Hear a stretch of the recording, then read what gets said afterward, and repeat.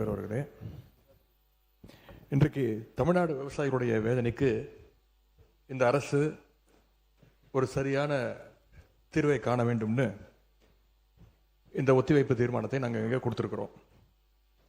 இந்த ஒத்திவைப்பு தீர்மானத்தை கொண்டுவதற்கு 4 முக்கிய காரணங்கள் இருக்கின்றது.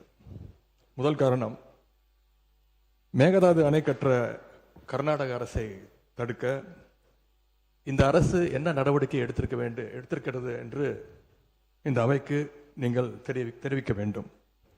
இரண்டாவது காரணம், முழு பயிர்க்கடன் தள்ளுபடின்னு நீங்கள் தேர்தலின் போது வாக்குறுதி கொடுத்துவிட்டு இன்றைக்கு ஆட்சிக்கு வந்துவிட்டு அரைகுறை தள்ளுபடி மட்டும் செய்வது ஏன்? மூன்றாவது காரணம், காவிரியில் தண்ணி வராத காரணத்தினால குறுவை சாகுபடி இன்னைக்கு மொத்தமாக இல்லாமல் போயிடுச்சு. இதற்கு தகுந்த நிவாரண தொகையை எப்பொழுது இந்த அரசு விவசாயிகளுக்கு கொடுக்க போகின்றது? நான்காவது காரணம், டெல்டா மாவட்டங்களை வறட்சி பாதிக்கப்பட்ட மாவட்டங்களாக அறிவித்து அங்கே இருக்கக்கூடிய விவசாயிகளுக்கு உரிய நிவாரணத்தை இந்த அரசு கொடுக்க வேண்டும். முதல்ல மேகதாது பிரச்சனையில் இருந்து என்னுடைய உரையை நான் துவங்குகின்றேன். தாவேக அரசு அமைஞ்சதிலிருந்து மேகதாது அணை கட்டுறதில் இதுவரை காட்டாத ஒரு வேகத்தையும் தீவிரத்தையும் இன்றைக்கு கர்நாடக அரசு காட்டி வருகின்றது. மேகதாது விஷயத்தில் ஒரு முறை மட்டும் பிரதமர்கிட்ட நம்முடைய முதலமைச்சர் அவர்கள் கோரிக்கை வச்சார். அடுத்து மேகதாது பிரச்சனையில இருந்து இந்த பேரவையில் ஜூன் 19ஆம் தேதி அன்னைக்கு இந்த அரசு ஒரு தீர்மானத்தையும் கொண்டு வந்தது. ஆனால் அந்த தீர்மானம் மட்டும் நிறைவேற்றினா போதாது, அனைத்து கட்சி தலைவர்களோடு சேர்ந்து டெல்லிக்கு செல்ல வேண்டும் என்று எங்களுடைய கழக தலைவர்கள் சொன்ன ஆலோசனையும் நான் இந்த அவையிலே பதிய வைத்திருக்கின்றேன். அப்பொழுதுதான் நாம் அனைவரும் இந்த விஷயத்தில் ஒற்றுமையாக இருக்கிறோம் என்பதையும் நாம் அவர்களுக்கு சொல்ல முடியும். இந்த இடைப்பட்ட காலத்தில் நாங்கள் சொன்னதையும் இந்த அரசு செய்யவில்லை. அனைத்து கட்சி கூட்டத்தை கூட்டணும்னு தொடர்ந்து வலியுறுத்தி கேட்டுக்கொண்டு வருகின்றோம். திராவிட முன்னேற்ற கழகம் மட்டுமல்ல, தமிழ்நாட்டில் இருக்கக்கூடிய அனைத்து கட்சியும் இந்த அனைத்து கட்சி கூட்டத்தை கூட்ட வேண்டும் என்று தொடர்ந்து வலியுறுத்தி வருகின்றார்கள். ஏன் கேட்டுக்கிறோம்னா, கர்நாடக முதலமைச்சரும் அந்த அரசும் மேகதாது விஷயத்தில் மிகவும் தீவிரமாக செயல்பட்டு வருகின்றார்கள். ஜூன் 11ஆம் தேதி ஒன்றிய நிதியமைச்சர் திருமதி நிர்மலா சீதாராமனை கர்நாடக முதலமைச்சர் அவர்கள் நேரில் பார்த்து மேகதாது அணை கட்டுவதற்கு நிதியுதவி வேண்டும் என்று கோரிக்கை வச்சிருக்கிறார். ஜூன் 12ஆம் தேதி ஒன்றிய ஜல்சக்தித்துறை அமைச்சர் திரு CR பட்டீல் அவர்களை நேரில் பார்த்து மேகதாது திட்டத்திற்கு நீங்கள் ஒப்புதல் அளிக்க வேண்டும் என்று கோரிக்கை வச்சிருக்கிறார். ஜூலை 27ஆம் தேதி அன்றைக்கு நாடாளுமன்றத்தில் ஒன்றிய ஜல்சக்தித்துறை அமைச்சர் இணையமைச்சர் மேகதாதுல அணை கட்ட தமிழ்நாடு, புதுச்சேரி மாதிரியான கீழ்ப்படுகை மாநிலங்கள், அதாவது லோவர் ரிப்பேரியன் ஸ்டேட்ஸ், அதனுடைய அனுமதி தேவையில்லை என்று கூறியிருக்கிறார். அதே நாள் ஜூலை 27ஆம் தேதி டெல்லியில் கர்நாடகத்தைச் சேர்ந்த அனைத்து கட்சி எம்பிக்கள் கூட்டத்தை கர்நாடக முதலமைச்சர் அவர்கள் நடத்தியிருக்கிறார். கர்நாடக அமைச்சர் திரு ராமலிங்க ரெட்டி, கர்நாடக அரசுடைய டெல்லி பிரதிநிதி, கர்நாடக அரசுடைய தலைமை வழக்கறிஞர், மூத்த அதிகாரிகள் எல்லாரும் சேர்ந்து மேகதாது சம்பந்தமாக அந்த மாநில முதலமைச்சர் ஆய்வு கூட்டத்தையும் நடத்தியிருக்கிறார். எல்லாத்துக்கும் மேல ஆகஸ்ட் 2ஆம் தேதி பெங்களூர்ல அனைத்து கட்சி கூட்டத்தை கூட்டுறோம்னு கர்நாடக முதலமைச்சர் அனைத்து கட்சிக்கும் அழைப்பும் விடுத்திருக்கிறார். திரு சீதாராமையா, திரு பசவராஜ் பொம்மையா, திரு எடியூரப்பா, திரு குமாரசாமி, திரு வீரப்ப மொய்லி என 5 முன்னாள் முதலமைச்சர்கள் உட்பட அந்த முக்கியமான கூட்டத்தில் முக்கியமான தலைவர்கள் அனைவரும் அந்த கூட்டத்தில் கலந்து கொண்டிருக்கிறாங்க. கர்நாடக முதலமைச்சர் அந்த கூட்டத்தில் ஊடகங்களை சந்தித்து பேட்டியும் தெளிவாக கொடுத்திருக்கிறார். இப்படி அவங்க ஸ்டெப் பை ஸ்டெப்பாக ஒரு மாசத்துல பல நடவடிக்கைகளை தொடர்ந்து எடுத்துக்கிட்டு வராங்க. மாநில நலன் அப்படின்னு வந்தா அவங்க எப்படி அரசியல் வேறுபாடுகள் எல்லாம் பார்க்காம கடந்து மறந்து ஓரணியில் நிற்கிறாங்களோ, அதே போல நாமளும் நம்முடைய ஒற்றுமையை கர்நாடக அரசுக்கும் ஒன்றிய அரசும் காட்ட வேண்டும் அப்படின்னு தான் நாங்கள் அனைத்து கட்சி கூட்டத்தை தொடர்ந்து கூட்ட வேண்டும் என்று எங்களுடைய கோரிக்கையை வச்சிருக்கிறோம். விவசாயிகள் மேல அக்கறை உள்ள ஒரு அரசு இதையெல்லாம் கேட்காமல தானாகவே செய்ய வேண்டும். மாண்புமிகு மாண்புமிகு சட்டமன்ற எதிர்க்கட்சித் தலைவர் சிறப்பு கவனஈர்ப்பு தீர்மானத்தில் தாங்கள் குறிப்பிட்டுள்ள அந்த செய்திகளை பற்றி மட்டும் நீங்கள் இங்கே பேச வேண்டும். விரிவாக விளக்கமாக பேசுவதற்கு மானிய கோரிக்கைகள்லாம் வருகிற போது நீங்கள் பேசிக்கொள்ளலாம். இப்போது உங்களுடைய கடிதத்தில் குறிப்பிட்டுள்ள எந்த விதியின் கீழ் நீங்கள் கொடுத்தீர்களோ அதை நான் மாற்றி சிறப்பு கவனஈர்ப்பு தீர்மானமாக எடுத்துக்கொண்டிருக்கிறேன். சுருக்கமாக நீங்கள் கடிதத்தில் சொல்லியுள்ள அந்த பிரச்சனையை மட்டும் நீங்கள் பேசும்படி கேட்டுக்கொள்கிறேன்.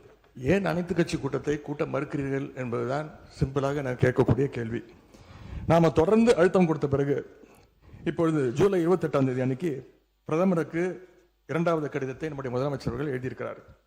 எங்களுடைய தலைவர் முதலமைச்சராக இருந்தப்போ தமிழ்நாட்டுடைய பிரச்சனைகளுக்காக கடிதங்கள் எழுதினதை விமர்சித்து இப்போ இங்கே இருக்கக்கூடிய முதலமைச்சர் அவர்கள் என்னென்ன பேசியிருக்கிறார் என்பதை இங்கே கொஞ்சம் ரீவைண்ட் செய்து நீங்கள் பார்க்க வேண்டும். முதலமைச்சர் பேச்சை தான் இங்கே நான் அவை குறிப்பில் குறிப்பிட விரும்புகிறேன். அதை நீக்க மாட்டீங்க அப்படின்னு நான் நம்புகிறேன். ஸ்டாலின் அவர்கள் அப்பப்போ எந்திரிச்சு கடிதம் எழுதிட்டு தூங்க போயிடுவார், அவ்வளவுதான். அது அப்படியே கிடக்கும். மானே தேனே பொன்மானே இப்படி கடிதம் எழுதுறது எல்லாம் இனிமே வேலைக்கு ஆகாது. நான் திரும்ப ஏற்கனவே சொல்லிட்டேன். அப்புறம் நீங்கள் பேசியதை அவை குறிப்பில் நீக்க வேண்டியது வரும். நீங்கள் கொடுத்திருக்கிற விதியை நான் சிறப்பு கவனஈர்ப்பு தீர்மானமாக எடுத்துக்கொண்டிருக்கிறேன். நீங்கள் கொடுத்து தான் பேச வேண்டும். அதெல்லாம் பேசுவதற்கு உங்களுக்கு மானிய கோரிக்கைகள் வருகிறது. மற்ற சமயத்தில் இப்போது அதை அனுமதிக்க இயலாது. கவன ஈர்ப்பில் விதிகளின்படி எந்த பொருள் குறித்து நீங்கள் கவன ஈர்ப்பு கொடுத்து சிறப்பு கவன ஈர்ப்பு கொடுத்திருக்கீங்கன்னா அதை குறித்து மட்டும்தான் பேச வேண்டும். மீதி விஷயங்களை பேசுவதற்கு நான் அனுமதிக்க மாட்டேன். தேவையற்ற சர்ச்சையும் எதை நோக்கி போக வேண்டும் என்று இந்த தமிழ்நாடு விரும்புகிறதோ அதை நோக்கி மட்டும் போங்கள். இங்கே இதை ஒரு பெரிய அரசியல் இருங்க. நான் இல்லை கேளு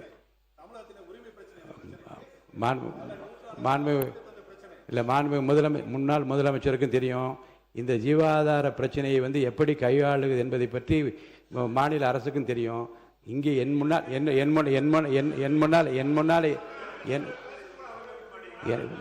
என் முன்னால் இருப்பது விதிகளின்படி இந்த பேரவை நடத்த வேண்டும் என்பதில் நான் அக்கறையாக இருக்கிறேன்.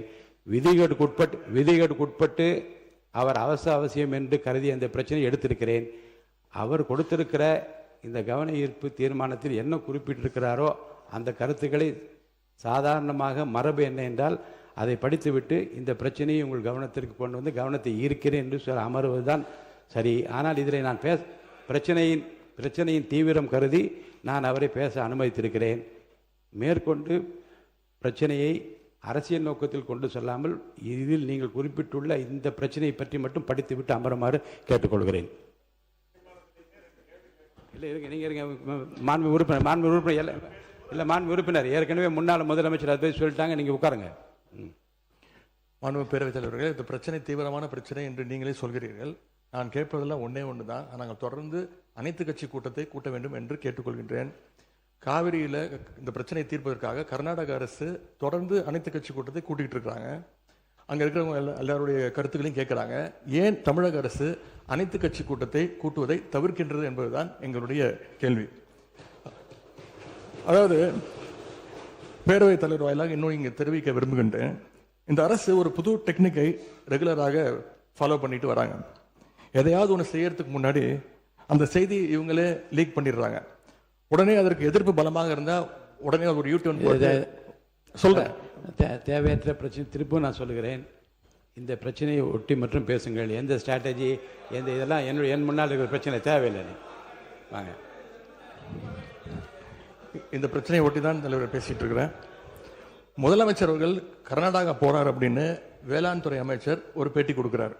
அப்புறம் அவரே அதை மறுத்து பேசுகிறார்.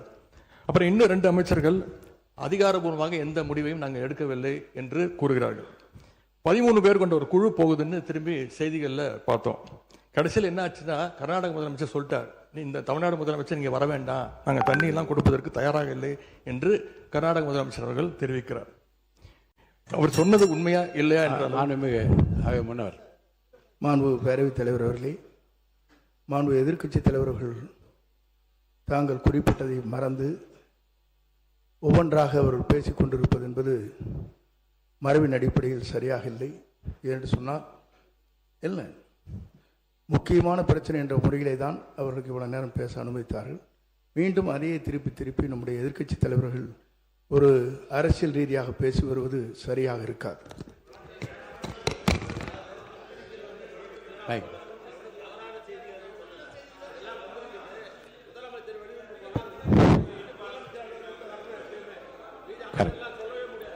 உட்கார்.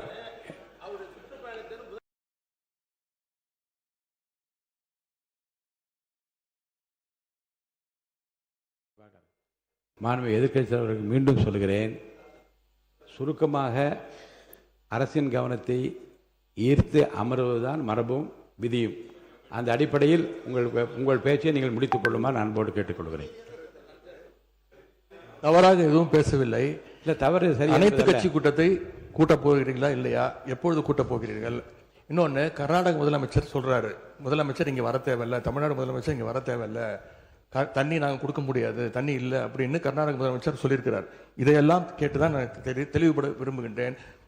தமிழக முதலமைச்சர் கர்நாடகா செல்வதாக இருந்தாரா? அப்படி இருந்தால் ஏன் செல்லவில்லை? இப்பொழுது உங்களுடைய நிலை என்ன என்பதுதான் என்னுடைய கேள்வி. இரண்டாவது பிரச்சனை, பயிர்க்கடன் தள்ளுபடி பற்றி பேச விரும்புகின்றேன்.